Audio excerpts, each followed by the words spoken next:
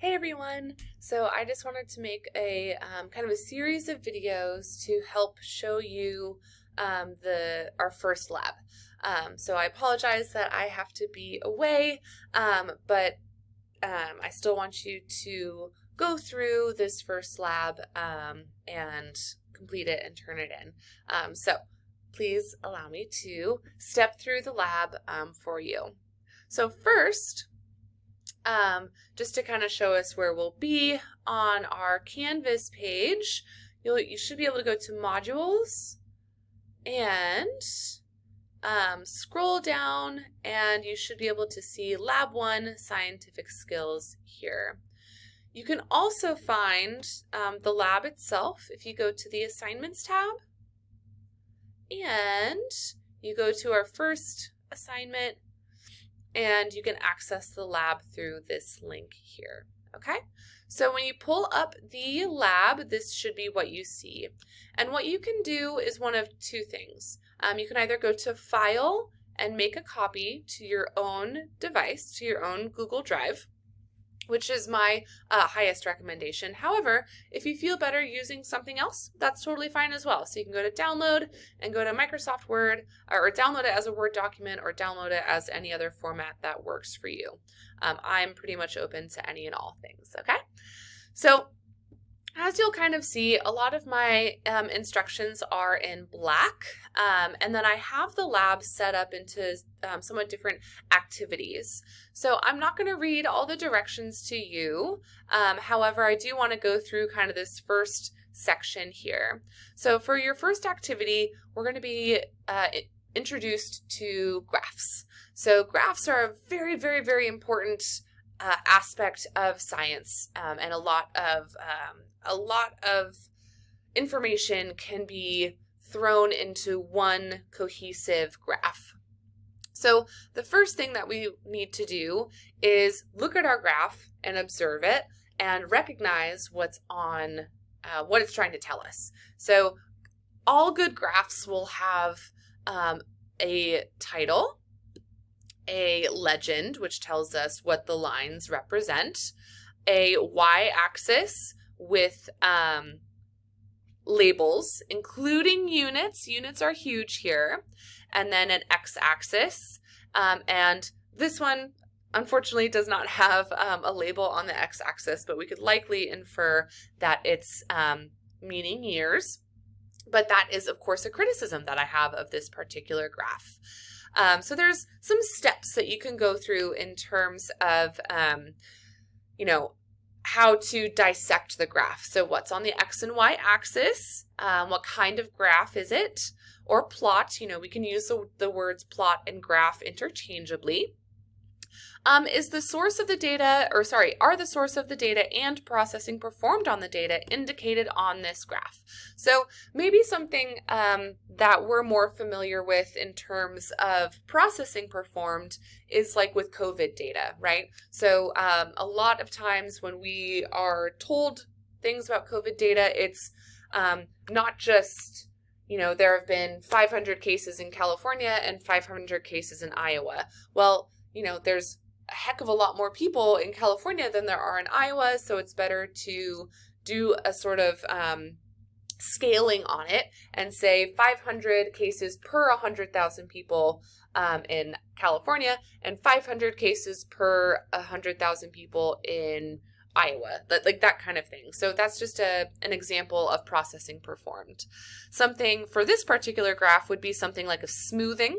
So a rounded average, or a rolling average, is something that could be an example there. What conclusions can you draw from the graph? What can you not draw from the graph? So basically, what sort of patterns do you see, and why do you think that could be? For example, for this particular graph, I see an increase in values, so maybe there's an increase in temperature anomaly. Do we know why that's the case? No, there's not enough data in this graph to tell us the why aspect of it, right? So these are good things to kind of step through when you are doing any sort of graphical analysis. And then just this last thing here, what further research could be done to clarify what the graph does not resolve. So what other things could we either include in this graph, or what sort of like supplemental material could we also incorporate to get our conclusions that we need. Then we have basic graph types, right? We're going to be looking at several different types of graphs in this class. So a good little thing to do here would be to, kind of look at a somewhat quote unquote simple graph, or, something like tide times, a tide table, and then simply describing the data before you interpret it. So what does it look like? To me, it looks like a bunch of hills, there's like a lot of troughs and crests and ridges and valleys, things like that. And then any sort of patterns or relationships. So, okay, I see that there's, 2 highs and 2 lows. That could be a pattern or a relationship that I see. Now you're going to get into making your own graphs. So you'll notice within the labs themselves, I have separate tutorials here. So you can watch those on your own time. I will also have those available in the Canvas page under the lab resources, so you can access them there as well. But for your first graph that I want you to make, you're going to go to this website here. And it does look a slightly bit different, by the way, than the video that that tutorial video that I alluded to earlier, simply because they've just kind of, they've modified the website a little bit, but the data itself is all the same. So I want you to keep all of these parameters as they are. We're looking at sea ice, global, and for the month of July.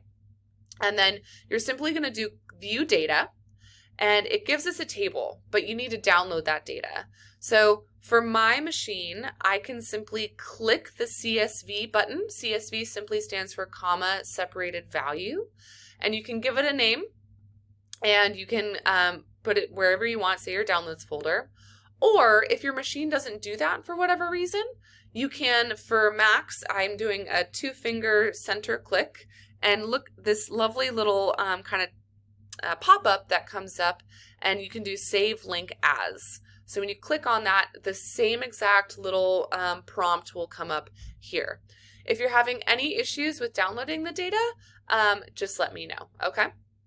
And then once you've downloaded that data, then you will upload that data into a Google Sheet or Excel spreadsheet and make a pretty graph. So let me just do that really quick.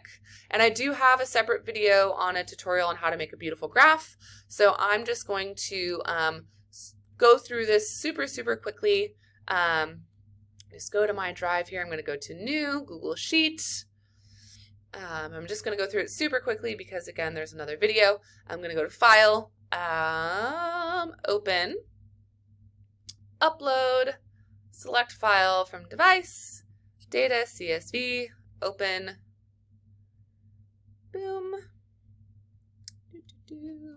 There she is. So the biggest thing that I need you to do first is you're going to select these first 3 rows here, and you're actually just going to move them out of the way. So to do that, you click and drag, and now these 3 cells and rows are now highlighted blue, and now my cursor turns into a lovely little hand, and we go woo out of the way. Okay, the reason we do that is so that when we make our graph, our legend tells us exactly what we need. And now we're going to delete these first 3 columns. So I'm just clicking and dragging 1 through 3, center clicking 1 more time, and deleting those rows. Now I can select my columns A, B, and C, and select those again by clicking and dragging. And you go to Insert and Chart, and bam. So one big thing that I want us to do is to simply put the anomaly on the right side. So to do that, you just click on that, and we have our little chart editor here on the right hand side, and we go from our left axis to our right axis. Now it just tells a better story, right? Because our anomaly has a much smaller range than our actual value. And then you just need to put in a good title and good axis titles. To do that, you can just double click on the title, and it brings you to the chart and axis titles section here in the customized. And you want to do a good title that that tells the reader exactly what we're looking at. So we're looking at July global sea ice extent, right? And then you can add other things as well, like the years, which I would highly recommend doing. And then you can also do a horizontal axis title, which is already there, or a vertical axis title. In this case, we're looking at, the actual value. I'm not going to put in the right thing, but it'll be put value here, include units, big thing there.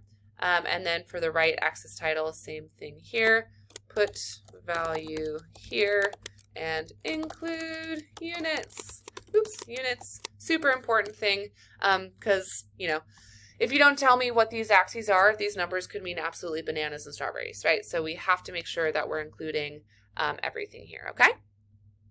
And that's how to make a lovely graph. So once you've made your graph, then you can upload it separately into Canvas, or you can include it on this page here. So let me just quickly show you how to insert a graph, or insert any sort of image, right? So insert image, insert image, upload from computer, and I'm just going to throw in just a random picture here, and that's how you can add in a picture. Again, you can also just upload it separately into Canvas. So that is your first activity. Of course, this is your own videos, so you can pause, you can rewind. You have extra tutorial videos here at your leisure to watch if you so need them. And thank you so much for watching.